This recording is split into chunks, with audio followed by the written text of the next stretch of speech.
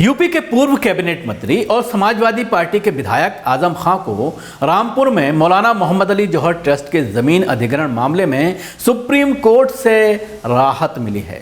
सर्वोच्च न्यायालय ने इलाहाबाद हाईकोर्ट के उस फैसले को स्टे कर दिया है जिसमें जौहर यूनिवर्सिटी की जमीन के टेकओवर की सरकार को हरी झंडी दे दी गई थी।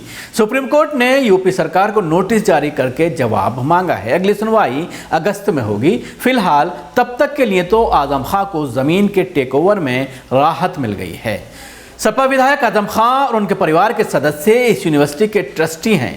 यूपी के रामपुर में साल 2005 में तत्कालीन यूपी सरकार ने आजम खां के मौलाना मोहम्मद अली जौहर ट्रस्ट को 400 एकड़ ज़मीन की मंजूरी दी थी। इसमें से 12.5 एकड़ ज़मीन पर जौहर यूनिवर्सिटी बनाने के लिए सीलिंग कर दी गई।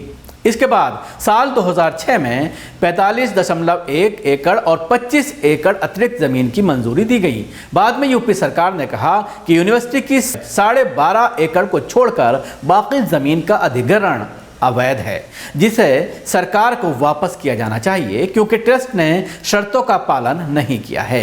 एसडीएम ने अपनी रिपोर्ट में ट्रस्ट पर शर्तों के उल्लंघन का आरोप लगाया। रिपोर्ट में कहा गया कि 24,000 वर्ग मीटर जमीन में ही निर्माण कार्य कराया जा रहा है। शर्तों का उल्लंघन करने पर जमीन वापस राज्य सरकार में निहीन की जानी चाहिए। एडीएम वित्त ने बाकी जमीन सरकार को सौंपने का आदेश दिया। ट्रस्ट की तरफ से इसे हाईकोर्ट में चुनौती दी गई। अदालत ने पिछले साल दिए गए अपने आदेश में 12.5 यानी 12.5 बीघा जमीन को छोड़कर बाकी जमीन राज्य सरकार को लौटाने के एडीएम वित्त के आदेश को सही करार दिया। हाईकोर्ट ने अपने आदेश में कहा कि अनुसूचित जाति की जमीन जिलाधिकारी की अनुमति के बिना अवैध रूप से ली गई थी। अधिग्रहण की शर्तों का उल्लंघन कर शैक्षिक कार्य के लिए निर्माण के बजाय मस्जिद का निर्माण कराया गया। ग्राम सभा की सार्वजनिक उपयोग की चक रोड की जमीन और नदी किनारे की सरकारी जमीन ले ली गई। किसानों से जबरन बैनामा करा लिया गया। 26 किसानों ने आजम खां के खिलाफ एफआईआर भी दर्ज कराई थी। हाईकोर्ट के इस आदेश के खिलाफ आजम खां सुप्रीम कोर्ट पहुंचे। इसके बाद यूपी सरकार ने भी सुप्रीम कोर्ट में कैवियट दाखिल करके उसका पक्ष सुनने का आग्रह किया था। सोमवार को हुई सुनवाई के दौरान यूपी सरकार की तरफ से सॉलिसिटर जनरल तुषार मेहता ने यूनिवर्सिटी की याचिका का विरोध किया।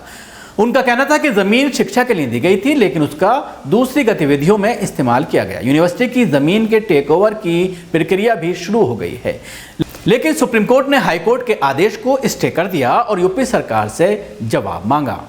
तो जाहिर सी बात है, थोड़े वक्त के लिए सही लेकिन राहत मिल गई है आजम खां को सुप्रीम कोर्ट से।